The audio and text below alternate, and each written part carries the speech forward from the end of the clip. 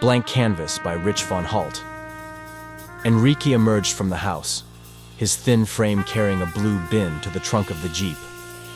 The early afternoon sun cast a harsh glare on the suburbia neighborhood as he settled into the driver's seat, fastening his seatbelt with a click.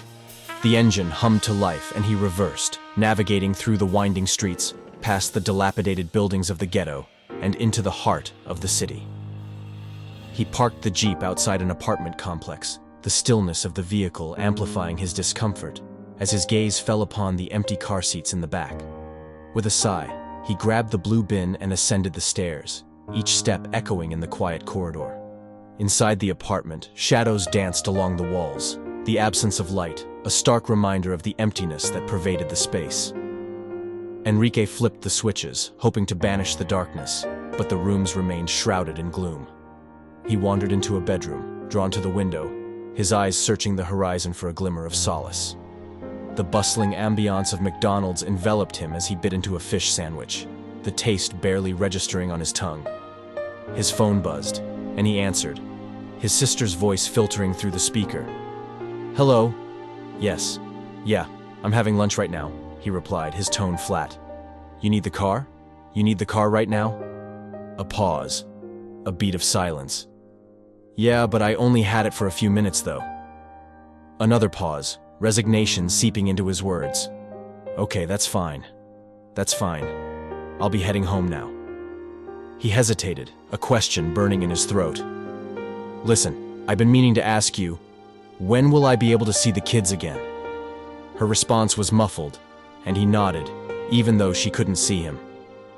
Okay, we'll talk about it when I get there. Okay, bye." The call ended, and he stared at the remnants of his meal, a lone fry tumbling onto his shirt, a small stain spreading on the fabric. The gas station was a brief respite, the monotony of pumping fuel a welcome distraction from the thoughts swirling in his mind. Back in the Jeep he drove, the suburban landscape blurring past his window until he reached Rosa's house. He knocked on the door, the sound reverberating through the stillness. It swung open, and Rosa snatched the keys from his hand. "Here's your keys. I put some gas in there," he mumbled, slumping onto the bench against the wall, the weight of his sadness pressing down on his shoulders. The fluorescent lights of the dollar store cast a harsh glow on the candles he purchased, their wicks promising a flicker of warmth in the coldness of his apartment.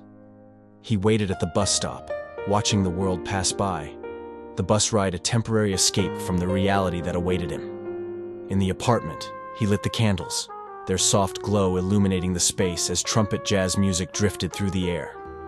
He cleaned his movements methodical, purposeful, as if the act of tidying could somehow erase the chaos within. He opened the windows, allowing the night breeze to mingle with the scent of the candles, and arranged his shirts with care, each fold a small act of control in a life that felt so utterly out of his grasp. Perched on the edge of the bed, he attempted to lose himself in a book, the words blurring before his eyes. Frustration mounted, and he flung the book aside, reaching for a cigarette, the ember glowing in the dimness. He paced, restless, before stepping outside, the night air caressing his skin as he surveyed the empty streets, searching for an answer to the emptiness that gnawed at his soul. A series of sharp knocks jolted Enrique from his fitful slumber. He tossed and turned, his mind grappling with the intrusion before finally opening his eyes. The knocking persisted, urging him to leave the comfort of his bed and confront the world beyond his apartment walls. Outside, Eddie, a chubby man in his 30s, peered through the window, his face etched with a mix of curiosity and concern. He rapped on the glass again, the sound reverberating through the stillness. Enrique swung open the door, a grunt escaping his lips, his eyes squinting against the bright sunlight. "Hey, still sleeping?" Eddie asked, his voice carrying a hint of amusement. "Little bit," Enrique mumbled, his voice thick with sleep. "I got something for you. Let me show you." Eddie motioned for Enrique to follow him outside. Enrique stepped out of the apartment, the warm breeze caressing his face as he joined Eddie on the balcony. Eddie pointed to a black bike propped against a palm tree 4 stories below. "Take a look. A bike, see." Enrique leaned over the railing, his gaze settling on the bicycle. "Okay," he said, his tone flat. "Yeah, I got you a brand new bike, man. Well, it's not new, but... Eddie trailed off, a sheepish grin on his face. Did you get it at the flea market? Enrique asked, raising an eyebrow. Ah, I had it laying around, Eddie replied, waving his hand dismissively. All right, Enrique nodded, his expression unreadable. It'll get you somewhere, Eddie assured him, clapping a hand on his shoulder. Thank you, Enrique said, a flicker of gratitude in his eyes. Eddie's face grew serious. So, what's going on with you and Sis? Enrique shifted uncomfortably, his gaze dropping to the ground. She just wanted her space back, that's all. Well, she got Mom there too, so... Eddie trailed off, the implication hanging in the air. Yeah. Enrique mumbled, his words barely audible. It's tough, Eddie acknowledged, his voice tinged with sympathy. Yeah, Enrique repeated, his eyes distant. Well, listen, you can stay here as long as you like, Eddie offered, his tone sincere. Thank you. I appreciate that, Enrique said, a small smile tugging at the corners of his mouth. Which, by the way, what's going on with the electricity? Eddie laughed, the sound echoing in the quiet street. The guy just left. He just left. I didn't get a chance to list it or anything, so, you're welcome. Thank you, Enrique said again, his gratitude genuine. Eddie began, his eyes searching Enrique's face. So, what are you going to do? I guess I'm just going to get more candles for the apartment, Enrique replied, a wry smile on his lips. Eddie chuckled, shaking his head. No? About your life? What are you going to do? Enrique hesitated, his brow furrowing. Oh, I don't know. I haven't thought about that. Well, what about your art? You were really good, Eddie reminded him, his eyes bright with encouragement. Oh, I haven't thought about that in a long time either. In a long time, Enrique admitted, his voice wistful. You just need to get inspired, Eddie said, his voice filled with conviction. Listen, there's a ton of galleries down the street. Take the bike, go for a ride, clear your head, see what's out there. You'll find something. Enrique nodded slowly, considering Eddie's words. Yeah, I might take you up on that. Back in his apartment, Enrique devoured Mexican takeout, the flavors bursting on his tongue, a momentary respite from his troubled thoughts. With renewed determination, he mounted the bike and pedaled through the bustling streets of downtown, the wind whipping through his hair as he rode towards the galleries, a glimmer of hope sparking in his chest, the promise of inspiration guiding his path. Enrique stepped into the New River Gallery, the doors swinging shut behind him with a soft whoosh. The entryway sprawled before him, a sculptor commanding attention at its center. Carol, the art consultant, sat at her desk, her blonde hair a stark contrast against the vibrant artwork adorning the walls. Hi, how are you? Carol greeted, her voice warm and welcoming. How are you, ma'am? Enrique replied, approaching her desk with measured steps. Good. How are you? She asked, her smile genuine. Good, Enrique said, his eyes darting to the art surrounding them. I was just looking at the art, and wondering what would I have to do to get my artwork in here. Carol leaned forward, her elbows resting on the desk. Well, in order to do that, you would have to email your portfolio to our gallery director. His name is Vissam. Okay. Enrique nodded, his fingers drumming nervously on the edge of the desk. I'll give you his business card, Carol offered, reaching into a drawer. Oh, okay. Perfect, Enrique said, relief washing over his features. Carol rummaged through a stack of business cards, her fingers deftly sorting through them. And you can just email it. When he gets to it, he'll give you a call. Yes, ma'am. Okay. Perfect, Enrique said, his voice tinged with anticipation. She handed him a card, the glossy surface cool against his fingertips. His email's right on there. Wissam, you said is his name? Enrique confirmed, studying the card intently. Uh-huh, Carol affirmed, her eyes crinkling at the corners. Okay, perfect. Okay, Enrique repeated, his gaze lingering on the card for a moment longer. Carol leaned back in her chair, gesturing to the gallery. Take a look around, and it'll give you an idea of the kind of art we have. Yes, ma'am. Okay, very nice. Thank you, Enrique said, his eyes already wandering to the vibrant canvases and sculptures. Carol shut her drawer with a soft click as Enrique meandered through the gallery, his eyes drinking in the various forms of art. Time seemed to slip away as he immersed himself in the colors and textures, until finally, he tore himself away and exited the gallery. Outside, Enrique mounted his bike. The metal frame cools beneath his hands as he pedaled through the city streets. The wind whipped through his hair, carrying with it the scents of the bustling metropolis. He rode, his mind lost in thoughts of art and possibility, until he found himself at the riverside. He parked his bike and perched on a ledge, the water stretching out before him like a shimmering mirror. With a flick of his wrist, he lit a cigarette, the smoke curling lazily into the air as he inhaled deeply, the nicotine rushes a momentary escape from the weight of his thoughts. The laundromat hummed with the monotonous drone of machines, the overhead fan whirring incessantly. Enrique sat, his eyes fixed on the lone dryer spinning amidst a sea of stillness. A flyer board caught his attention, the brightly colored papers fluttering in the breeze from the fan. An art show opening announcement peeked out from behind a business card, the words "Call Girl" printed in bold letters. Enrique plucked the card from the board, his fingers tracing the edges as he pocketed it. In the elevator, Enrique clutched his laundry basket, the call girl's business card burning a hole in his pocket. The doors slid open, and he stepped out into the night, his keys jangling as he unlocked the door to his apartment. Steam billowed from the bathroom as Enrique emerged, his skin flushed from the heat of the shower. He dressed methodically, the black polo and slacks a stark contrast to his usual attire.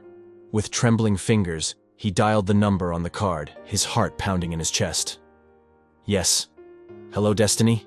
He began, his voice wavering. Yeah, hi. I got your card from the laundromat. I've never done this before. A pause, the silence stretching between them. Right. Okay. That sounds fair. Okay, I'll text you my address. I'll see you then. Thank you. He ended the call, the phone heavy in his hand as he paced the apartment, his footsteps echoing in the emptiness. Okay, I don't know if I can do this, he muttered, his hands clenching and unclenching at his sides. A knock at the door, sharp and insistent. Enrique froze, his breath caught in his throat. He crept down the hallway, his heart racing as he peered through the window. Destiny paced past, her heels clicking on the pavement. Enrique ducked, his back pressed against the wall as another knock reverberated through the apartment. Okay, I don't know if I can do this. I can't do this. I can't. I'm not going to do this. I'm not this. I'm not going to do it. I'm not gonna... Another knock, louder this time. Enrique lunged for the nearby candle, extinguishing the flame with a quick breath. He raced to his bedroom, blowing out the bedside candle, plunging the room into darkness. He lay there, his chest heaving, as Destiny's footsteps faded away, her frustration palpable in the silence that followed. Enrique ambled towards the park, the sun beating down on his shoulders as he approached the stone circular table where Eddie sat, engrossed in his phone. Eddie glanced up, his eyes squinting against the glare of the screen. So, how you holding up? He asked, his voice tinged with concern.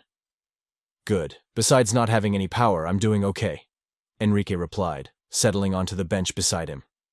I see you bought candles, Eddie observed, nodding towards the bag at Enrique's feet. Yeah, I kind of like the mood they set, Enrique admitted, a faint smile tugging at the corners of his mouth. Eddie leaned forward, his elbows resting on the table. And how are you doing money-wise? Enrique hesitated, his fingers drumming on the rough surface of the stone. Well, I applied for unemployment and I got it, so that's helping me out a lot. He paused, his gaze flickering to Eddie's face. And by the way, do you think you can help me out with paying the electric bill this month? Eddie sighed, his brow furrowing. That's really up to the new tenant. I can be the new tenant? Enrique suggested, his voice hopeful.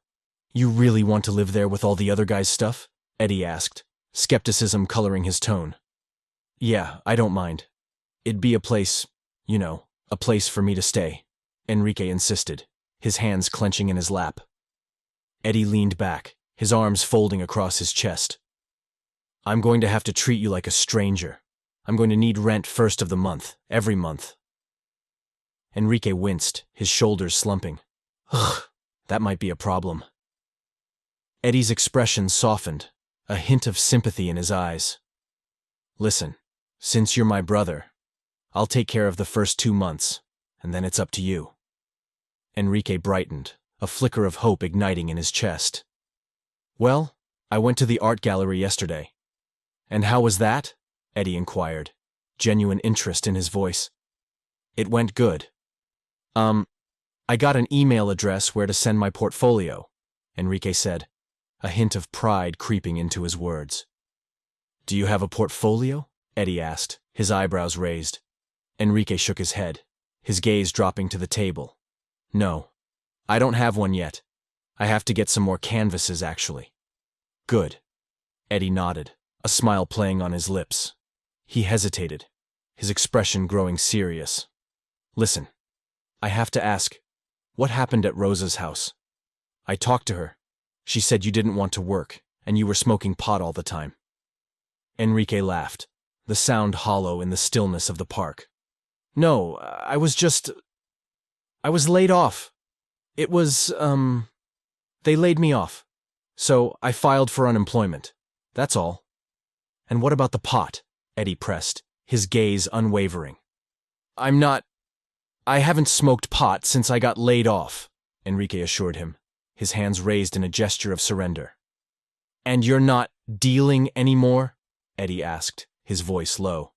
No, of course not, Enrique said, shaking his head vehemently. Keep it clean around here. It's a nice neighborhood, Eddie warned, his tone stern. Enrique nodded, his eyes downcast.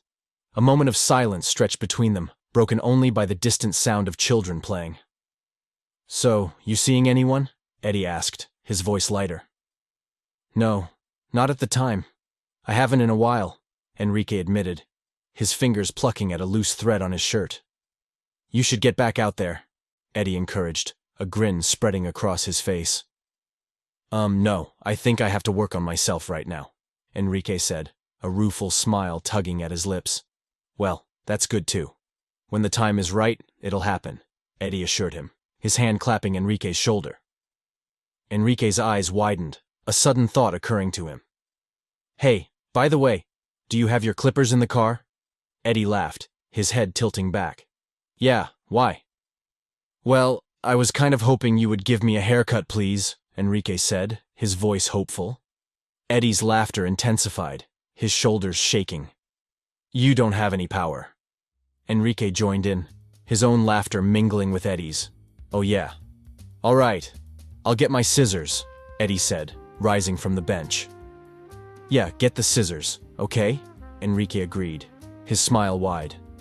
That's fine, Eddie nodded, his hand squeezing Enrique's shoulder as he passed. Their laughter echoed through the park, a moment of levity amidst the weight of their conversation. In the apartment, Eddie's scissors snipped through Enrique's hair, the sound sharp in the stillness of the room. Enrique sat, his eyes closed, as locks of hair fell to the floor around him. Later, Enrique stood before the bathroom mirror, his hands brushing stray hairs from his shoulders. He emerged, his steps purposeful as he moved towards the kitchen drawer. With a quick motion, he grabbed his phone and charger, his fingers wrapping around them as he exited the apartment. Outside, Enrique plugged his phone into the socket in front of his neighbor's door, the cord snaking across the concrete. He waited, his foot tapping impatiently, as the screen lit up, signaling the charging process had begun. Moments later, Enrique returned to his apartment, his arms laden with blank canvases. He arranged them on the floor, their white surfaces gleaming in the dim light.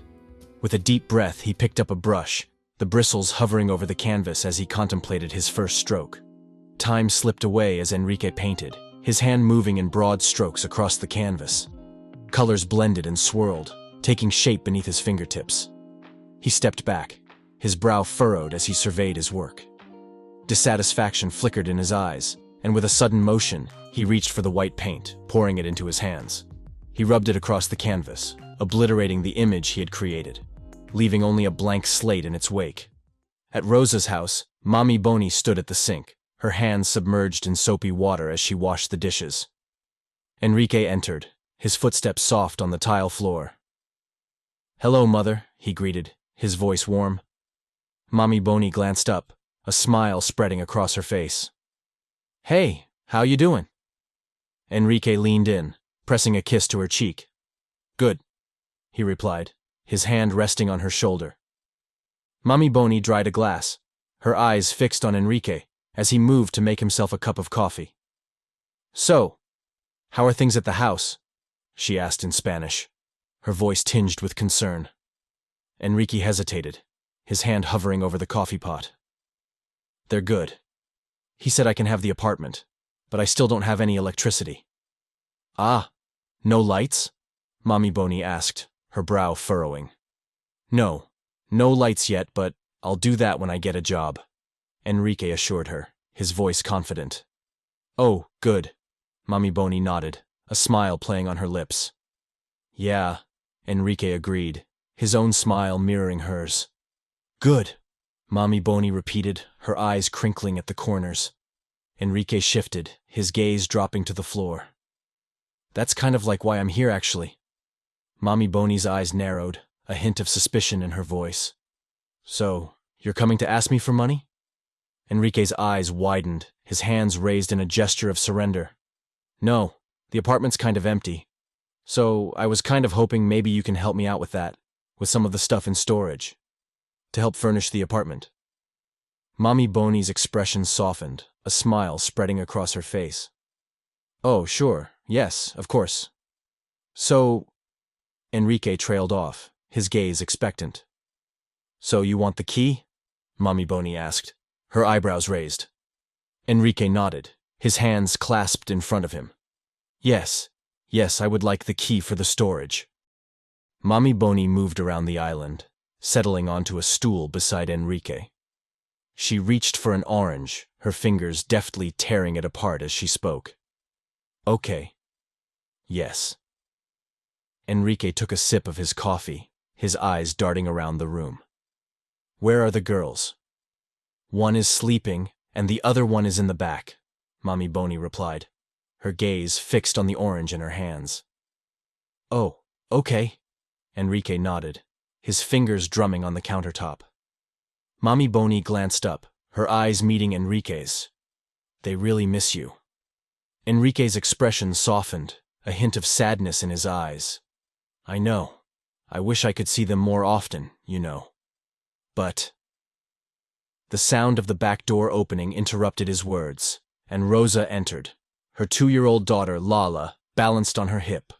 Mommy Boney's gaze flickered to the door, a hint of tension in her posture. Enrique reached for a donut from the Dunkin' box, breaking it apart and dipping it into his coffee.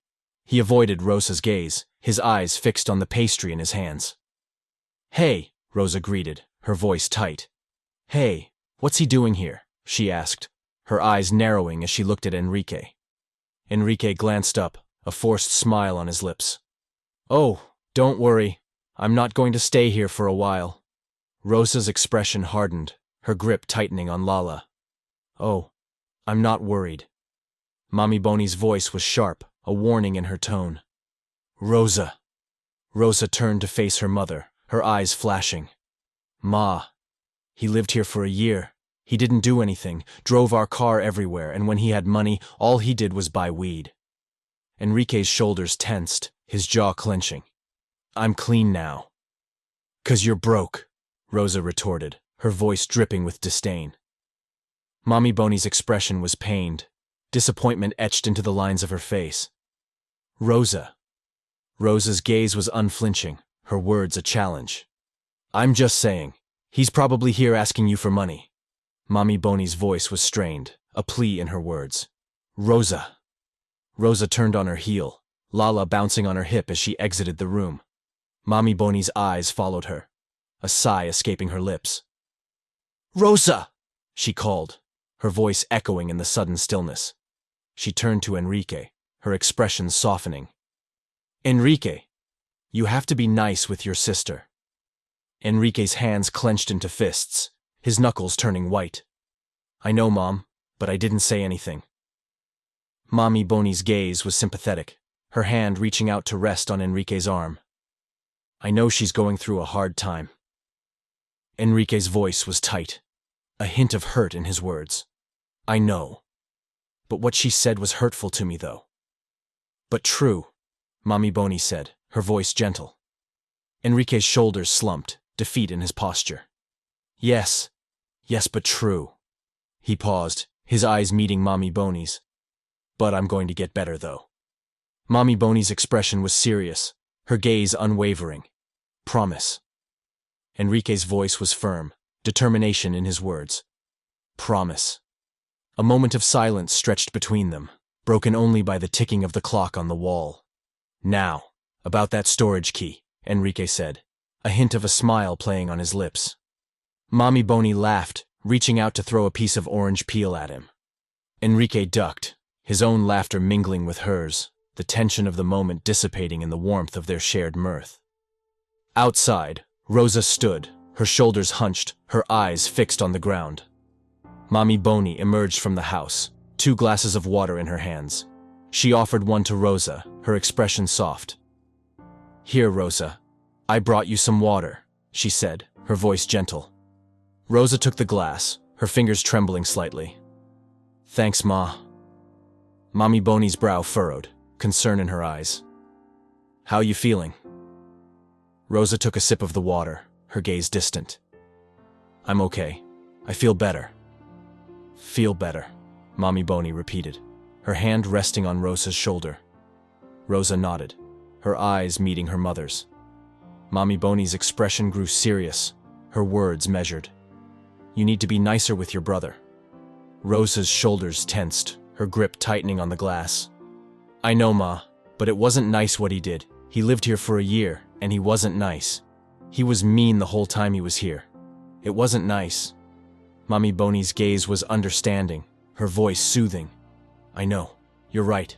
But right now, he's touching bottom, so we need to support him, and help, and love him, you know.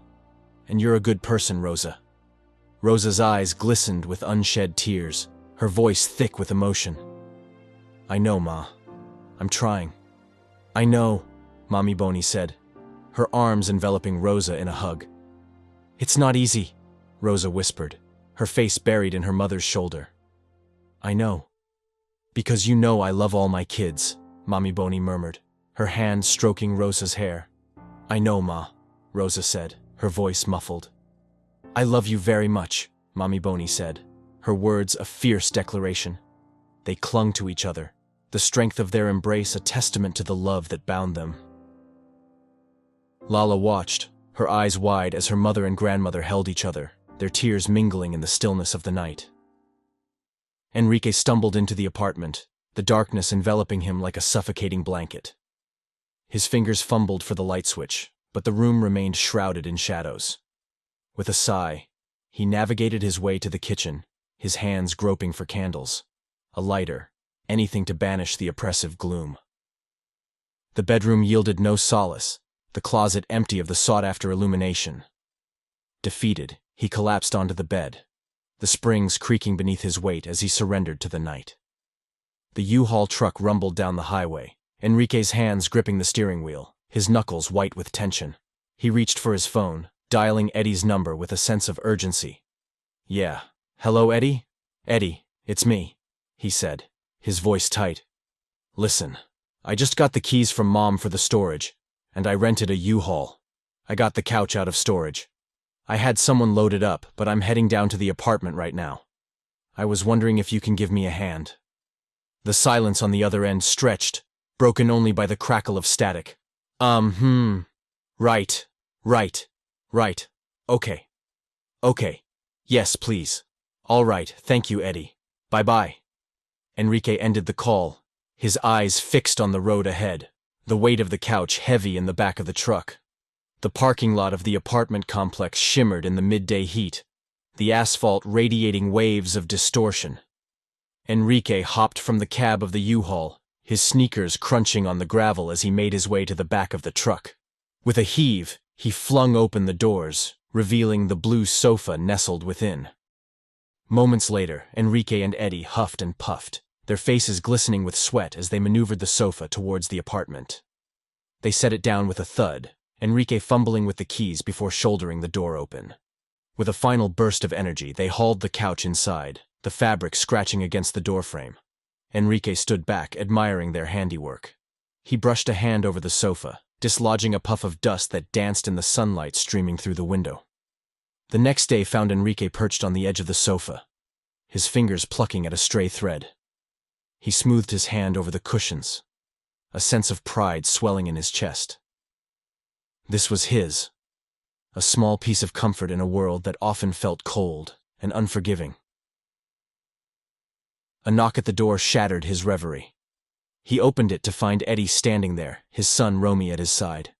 The boy clutched a pad of drawing paper and a fistful of markers, his eyes wide and curious.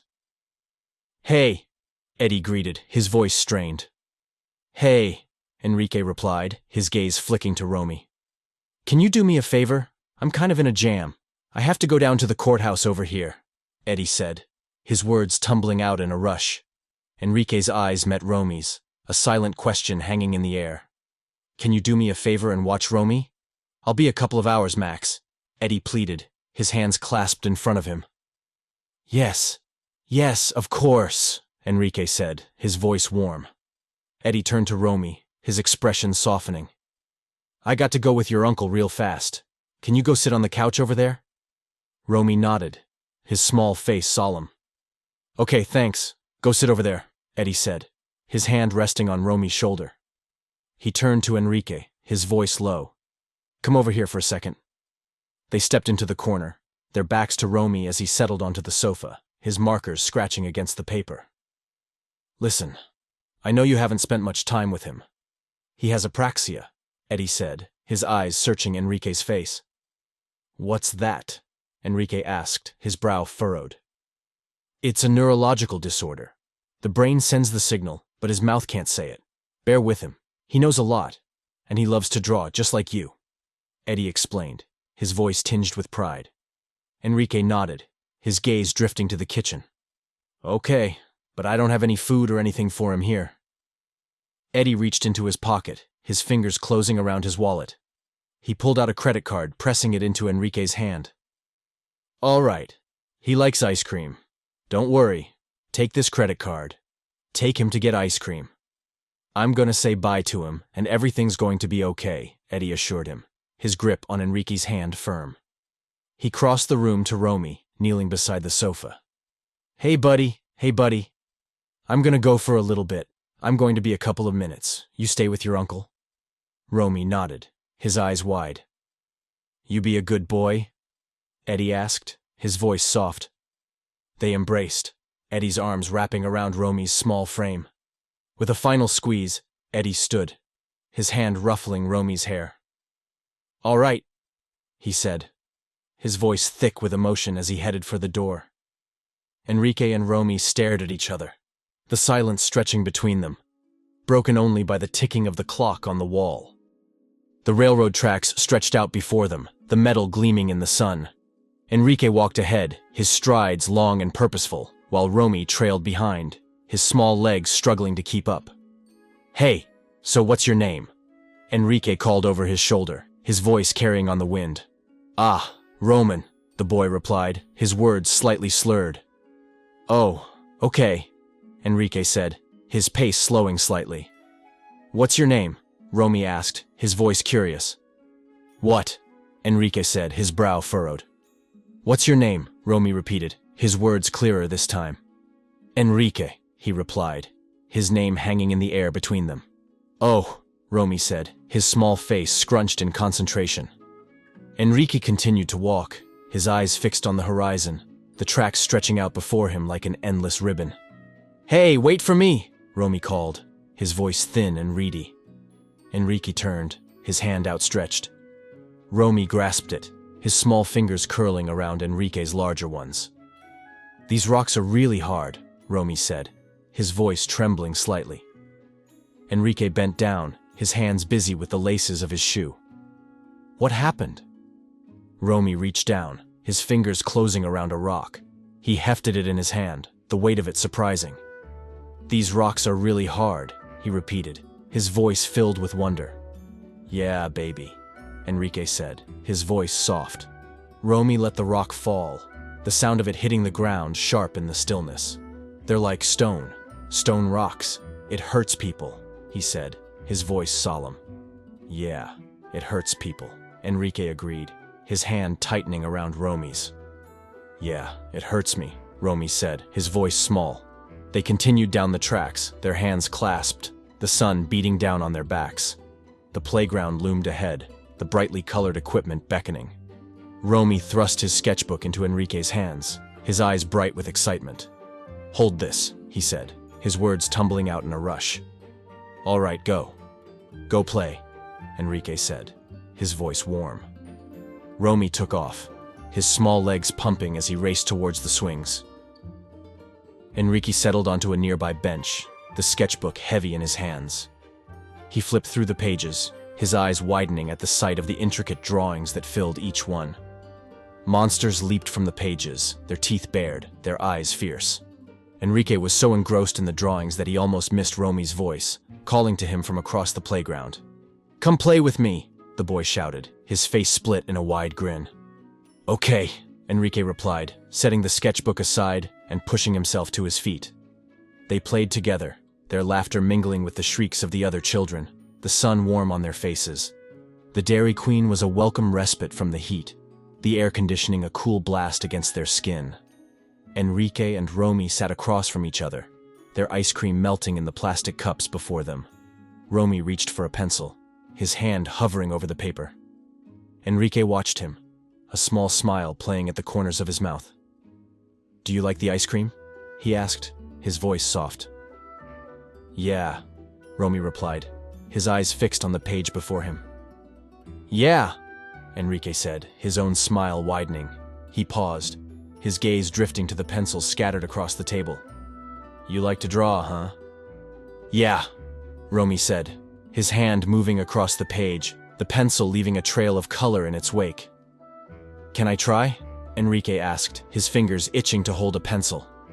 "Yeah," Romy said, his eyes meeting Enrique's. "Yeah," Enrique repeated, reaching for a pencil of his own. They drew together, their heads bent over the paper, the world around them fading away.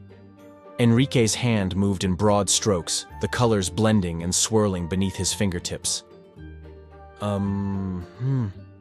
Very good," he murmured, his eyes flicking to Romy's drawing.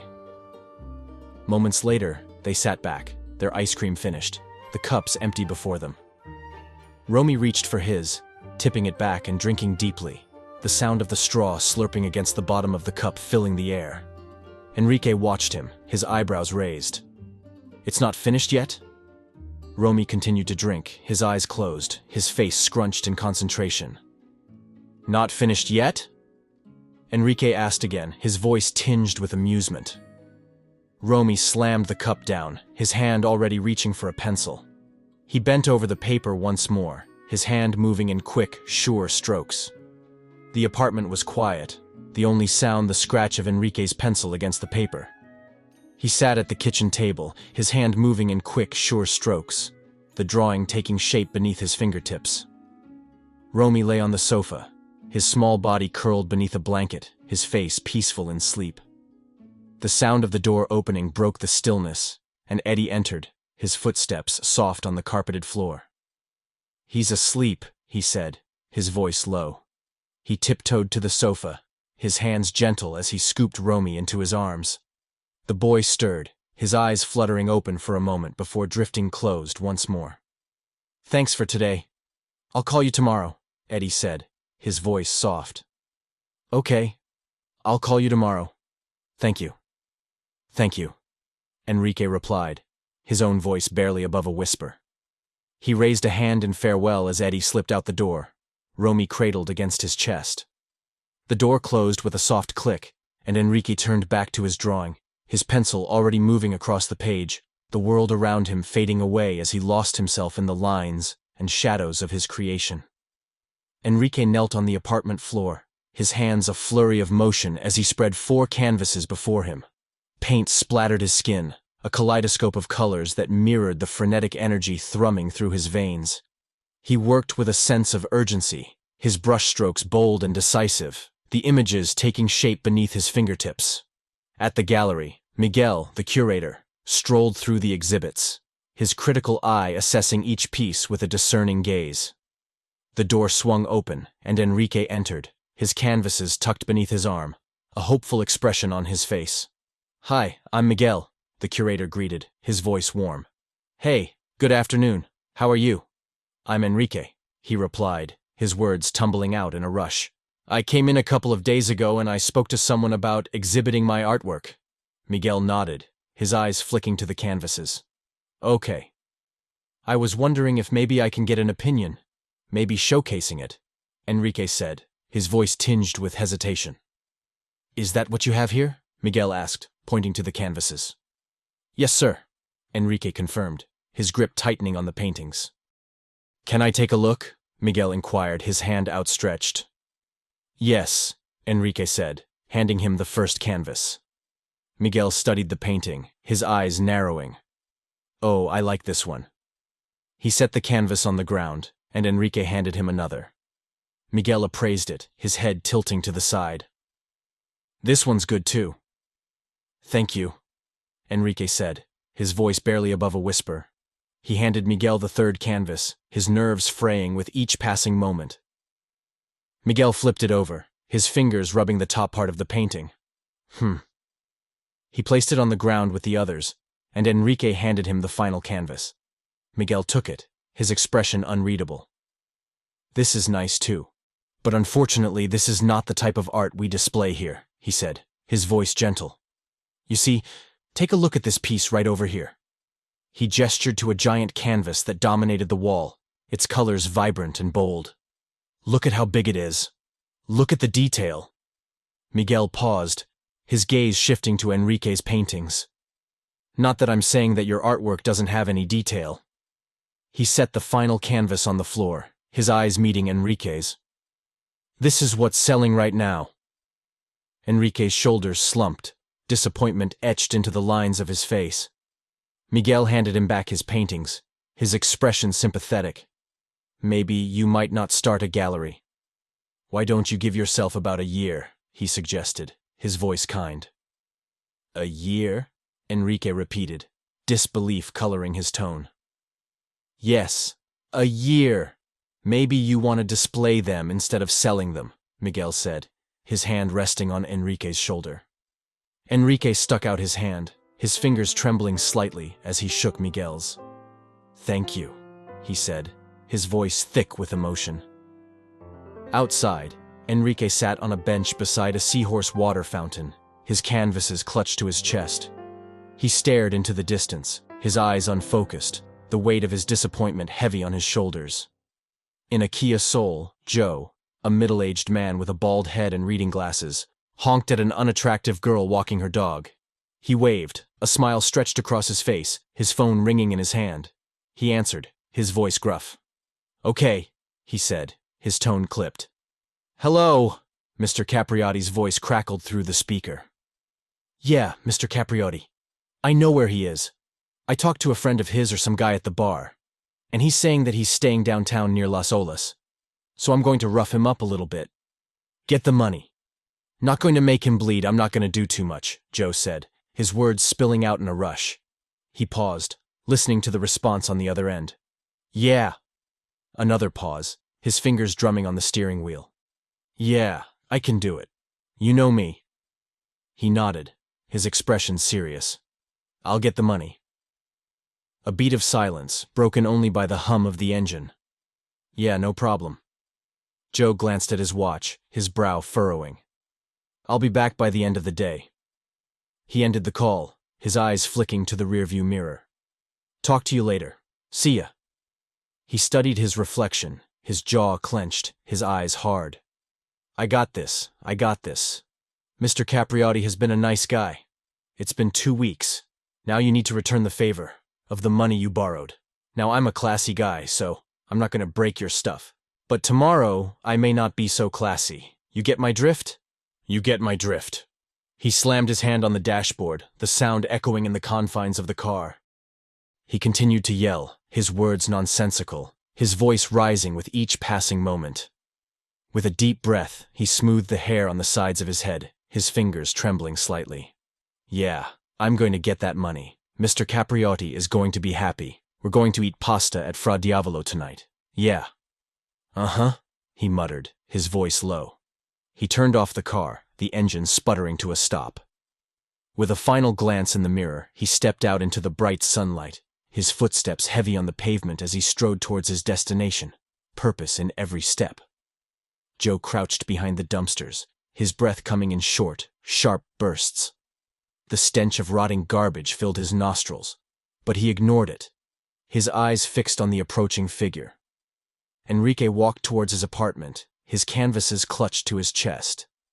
He paused at the open dumpster, his gaze flicking from the paintings to the gaping maw of the bin. With a sigh, he tossed the canvases inside, the sound of them hitting the bottom echoing in the stillness. As he dusted off his hands, Joe lunged from behind the dumpsters, his fist connecting with Enrique's jaw. Enrique stumbled, his eyes wide with shock, as Joe grabbed him by the shirt, his fingers digging into the fabric. "Do you have the money? Mr. Capriotti's waiting," Joe growled, his face inches from Enrique's. "No, not yet," Enrique gasped, his voice trembling. Joe's fist slammed into Enrique's stomach, driving the air from his lungs. He crumpled to the ground, his arms wrapped around his midsection, as Joe squatted beside him, his eyes hard. "When will you have it?" he demanded, his voice low and menacing. "I don't know. I'm trying to get a job right now," Enrique wheezed, his words punctuated by sharp intakes of breath. Joe's eyes narrowed, his gaze sweeping over the apartment complex. "Really? And you're staying in this apartment, in this fancy neighborhood?" Enrique shook his head, his eyes pleading. "It's not mine. It's my brother's. He's letting me stay here for now." Joe's lips curved into a sneer, his voice dripping with sarcasm. "Oh, that's nice. Well, you know the nice thing about family is, you ask for something, and they help you out without any questions, right? You ask for something, and they help you out. No questions asked, right?" "Right," Enrique agreed, his voice barely above a whisper. "Every once in a while you have to return the favor, right?" Joe pressed, his eyes boring into Enrique's. "Right," Enrique repeated, his head bowed. Joe leaned in, his breath hot on Enrique's face. "It's been 2 weeks, and Mr. Capriotti is waiting for the money you borrowed from him." He paused, his gaze flicking to the apartment building. "I'm not going to go upstairs and break your stuff because I'm a classy guy, but tomorrow I might not be so classy. And you were staying with your sister, right?" "Yeah," Enrique confirmed, his voice trembling. "Now, I'd like to keep this with our family instead of extending it to your family. You get my drift?" Joe asked, his voice low and threatening. "Yeah," Enrique whispered, his eyes downcast. Joe straightened, his gaze hard. "I'll see you tomorrow." He turned on his heel and strode away, leaving Enrique sprawled on the ground. With a shaking hand, Enrique swiped at the blood that trickled from the corner of his mouth, his eyes fixed on Joe's retreating figure. Night had fallen, the pool a shimmering oasis in the darkness. Enrique stood at the edge of the deep end, a bottle dangling from his fingertips. He swayed, his toes curling over the ledge as he stared into the depths below. The world tilted, and he wobbled, his balance precarious. His eyes drifted closed, the darkness beckoning, the promise of oblivion, a siren's call. A horn blared, the sound shattering the stillness. Enrique's eyes snapped open, and he stumbled back from the edge, his heart pounding in his chest. The car alarm continued to wail, the sound echoing through the night as Enrique stood frozen, his breath coming in short, sharp gasps. The bottle slipped from his fingers, the glass shattering on the concrete, the amber liquid pooling at his feet. He stared at the broken shards, his mind racing, the events of the day playing out in a dizzying loop. The disappointment at the gallery, the humiliation of the encounter with Joe, the weight of his debts pressing down on him like a physical burden. He sank to the ground, his back against the rough brick of the pool house, his head in his hands. The night stretched out before him, the darkness a welcome respite from the harsh reality of his life. He closed his eyes, his mind drifting, the sound of the car alarm fading into the distance. Tomorrow loomed, a specter on the horizon, the promise of more pain, more humiliation, more despair.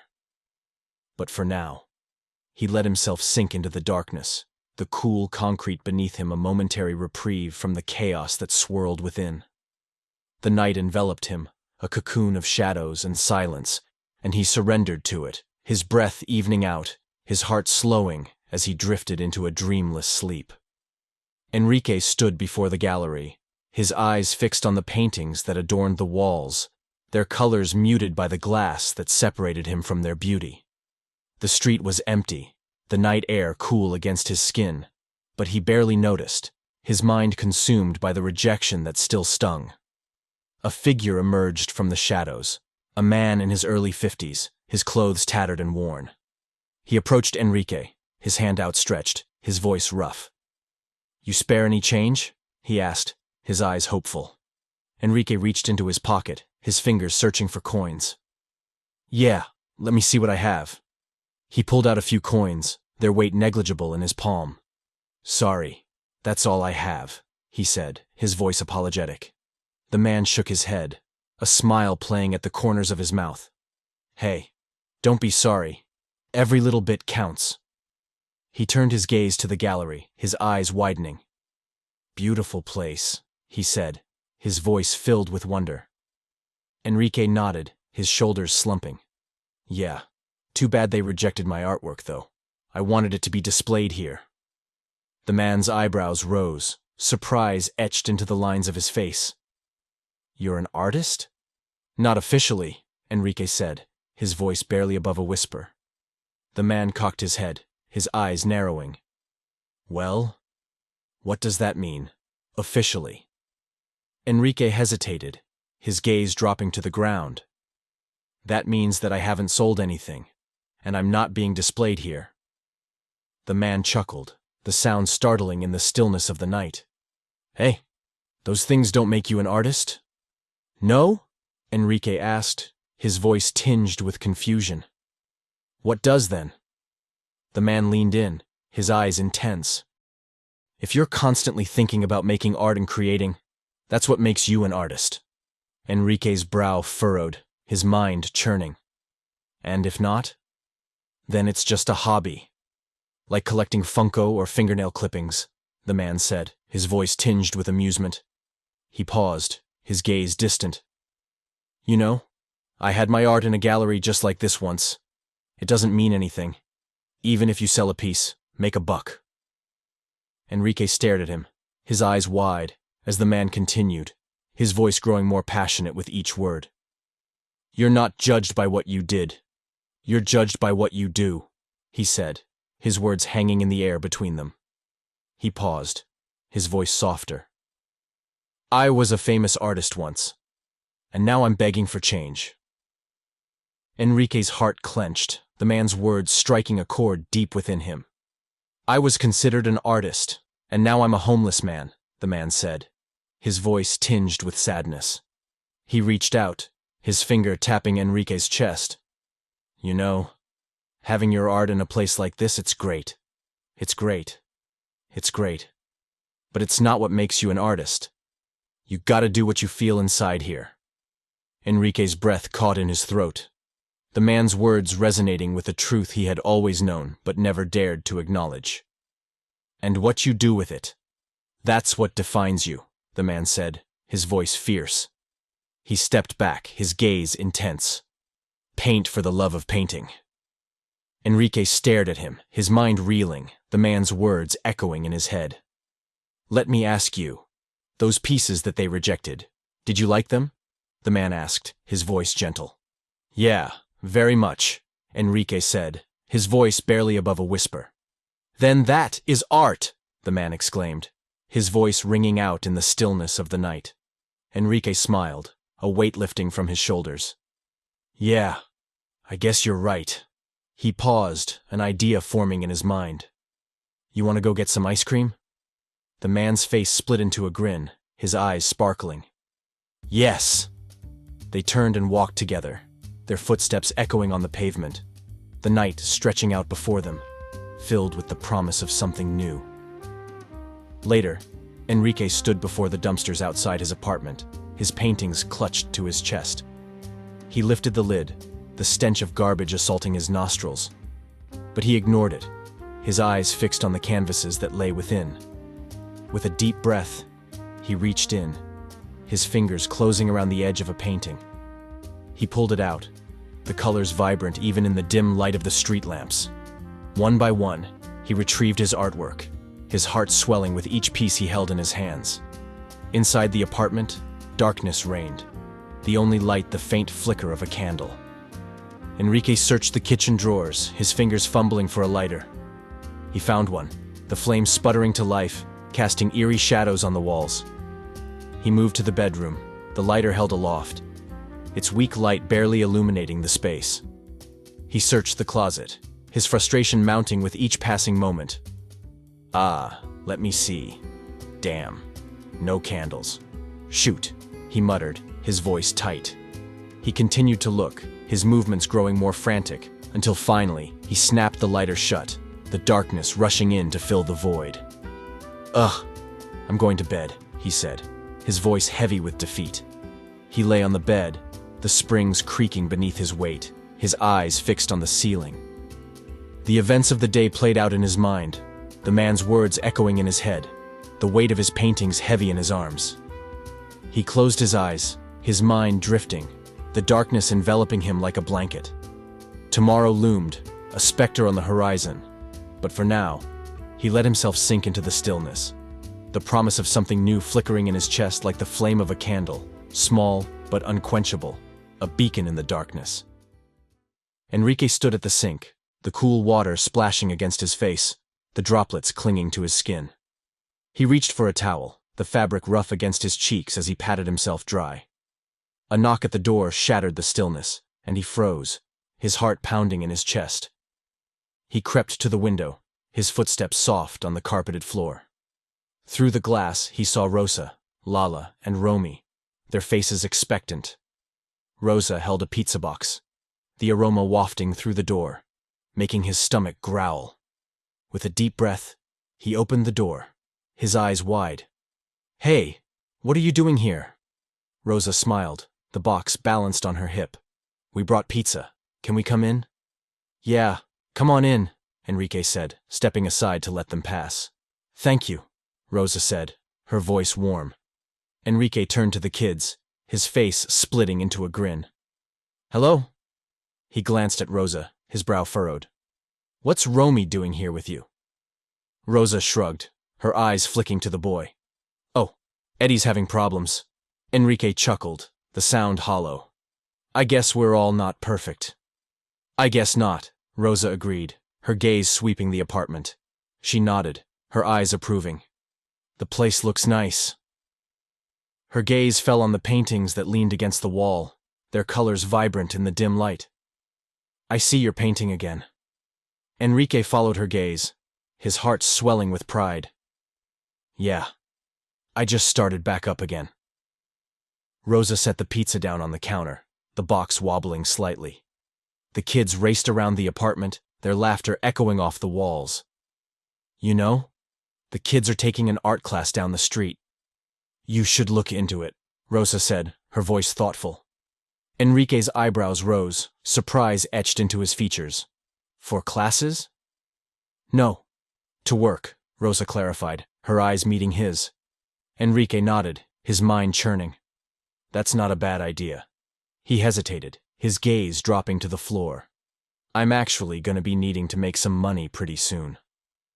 Rosa's expression grew serious, her voice low. "Speaking of money, the Joes came by to visit." Enrique's head snapped up, his eyes wide with fear. "Oh no, did they?" No, nothing like that." "No," Rosa assured him, her hands raised in a gesture of surrender. Enrique's shoulders slumped, relief washing over him. "Oh, okay, good. Thank God." Rosa's voice was soft, her eyes filled with sympathy. "I paid them off, though."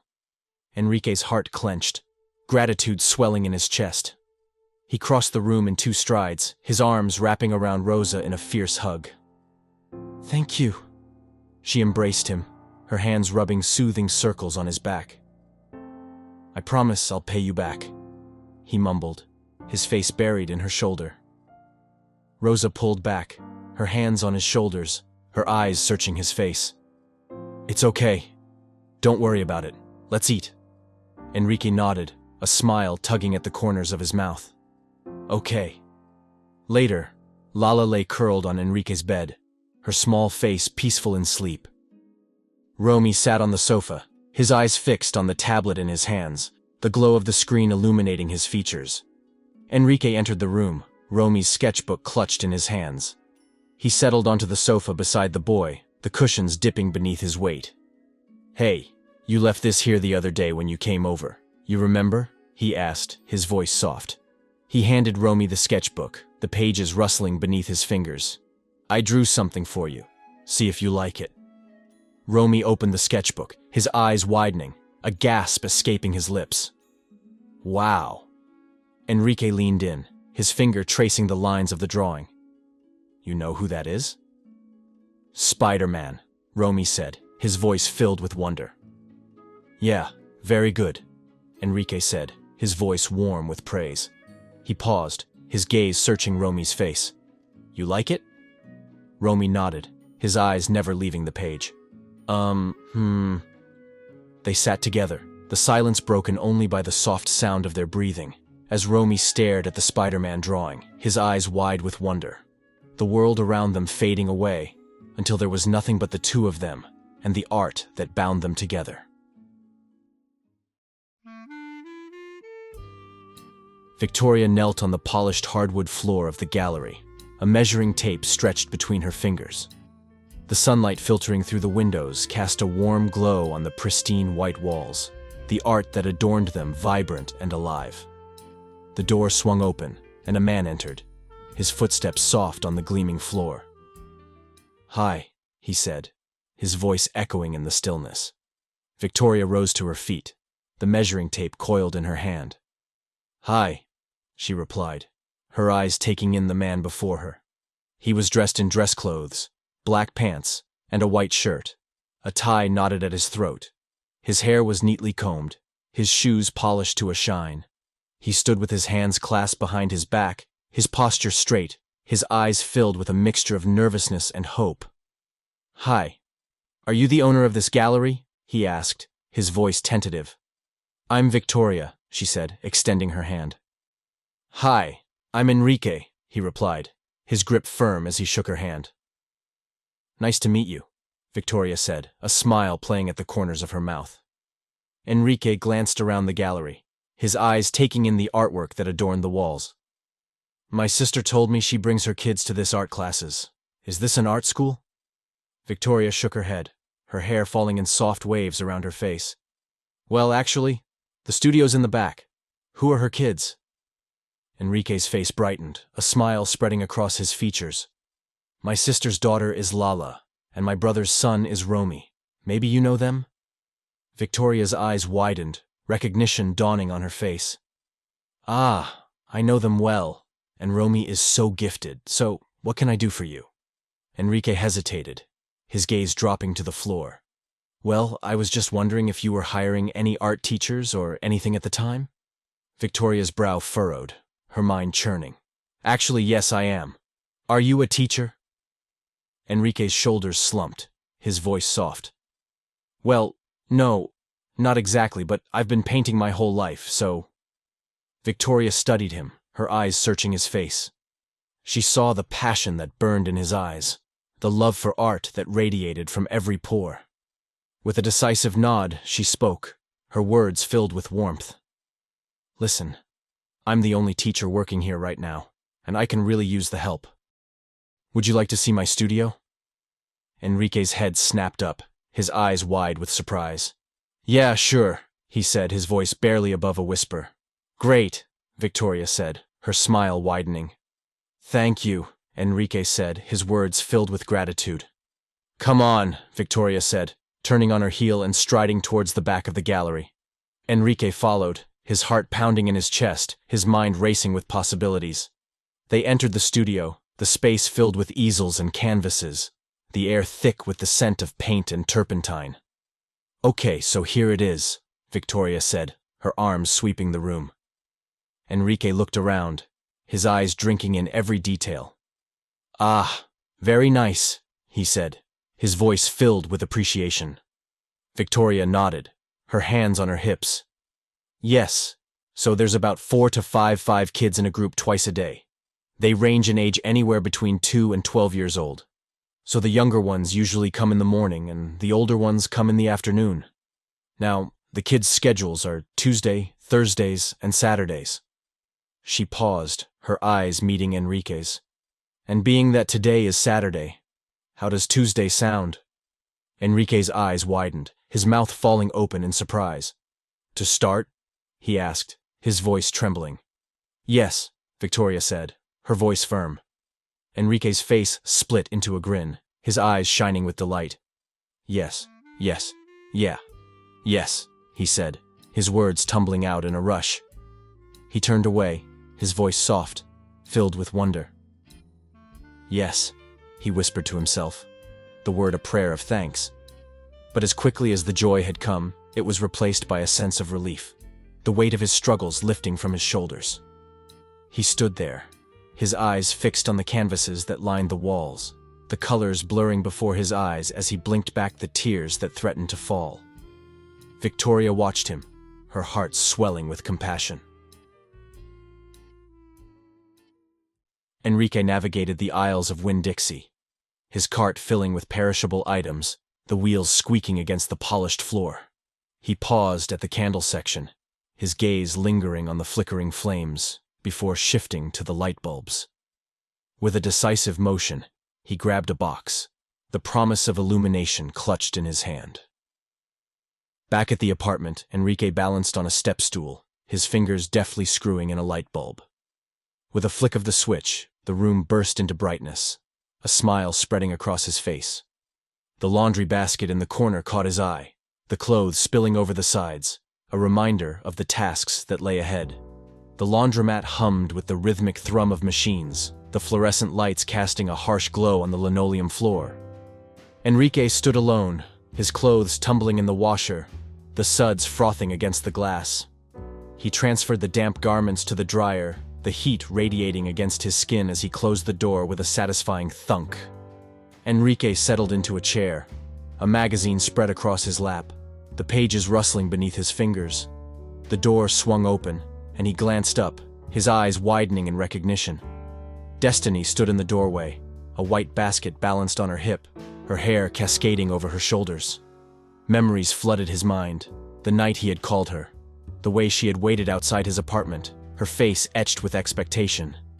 He had watched her through the living room door, his heart pounding in his chest, his fingers trembling as he reached for the phone. Enrique ducked behind a pillar, his eyes tracking Destiny's movements as she loaded her clothes into the washer. She turned, her gaze sweeping the laundromat before settling on him. With a smile she approached, her steps confident. "Excuse me, do you mind if I borrow one of these magazines?" she asked, pointing to the stack beside Enrique. "Yeah, sure," Enrique stammered, his hands fumbling with the magazines. He selected one, his sister's name emblazoned on the cover. "Actually, read this one. My sister's an art critic for it." Destiny took the magazine, her fingers brushing against his. "Oh, really?" she asked, her eyebrows raised in surprise. Yeah, yeah," Enrique said, his words tumbling out in a rush. Destiny flipped through the pages, her eyes widening with each turn. "Wow, I like art," she said, her voice filled with wonder. "Oh yeah? Do you live around here?" Enrique asked, his heart racing in his chest. "I do. Right down the street," Destiny replied, her smile warm. "Oh, nice, nice. I actually just moved here myself. I live 4 blocks away," Enrique said, his words tripping over each other in his eagerness. Destiny nodded, her gaze drifting to the magazine in her hands. "You know, I hear that they have art galleries, museums." Yeah, they have a little bit of everything on there," Enrique agreed, his voice trailing off. An awkward silence stretched between them, broken only by the hum of the machines. Destiny glanced up, her eyes meeting Enrique's. "I've never been to an art gallery," she admitted, her voice soft. "No?" Enrique asked, surprise coloring his tone. "No," Destiny confirmed, shaking her head. Enrique's mind raced, an idea forming. "There's actually an opening tomorrow night, I believe, here on Las Olas. For an art gallery, yeah." "Wow," Destiny breathed, her eyes sparkling with excitement. "Yeah," Enrique said, his own smile widening. Another silence, heavy with possibility. Enrique's palms grew damp, his heart thundering in his ears.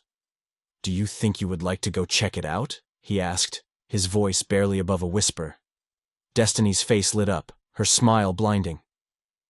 "That would be great," she said, her words filled with enthusiasm. "Yeah?" Enrique asked, his own grin stretching from ear to ear. "Yeah," Destiny confirmed, her head bobbing in agreement.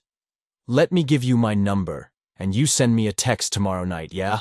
Enrique said, his words rushing out in a breathless stream. "Okay," Destiny agreed, her hand already reaching for her phone. "I'll put it in your phone," Enrique said, his fingers trembling as he took the device from her hand. He tapped his number into her contacts, his heart soaring with each digit. With a final flourish, he handed the phone back to her, his smile triumphant. "There you go," he said, his voice filled with satisfaction. "Thank you," Destiny said, her own smile mirroring his. "Send me a text, okay?" Enrique said, his eyes searching her face. "Will do," Destiny promised, her words a vow. She slipped her phone back into her pocket, her eyes never leaving Enrique's. He glanced over his shoulder, his smile widening as he caught her gaze. With a nod, he turned back to his magazine, his heart singing with the promise of what lay ahead. They settled into their chairs, their magazines spread before them, the silence between them charged with anticipation. And as the machines hummed and the clothes tumbled, Enrique knew that his life had changed forever, that the chance encounter in the laundromat had set him on a path he had never dared to dream of.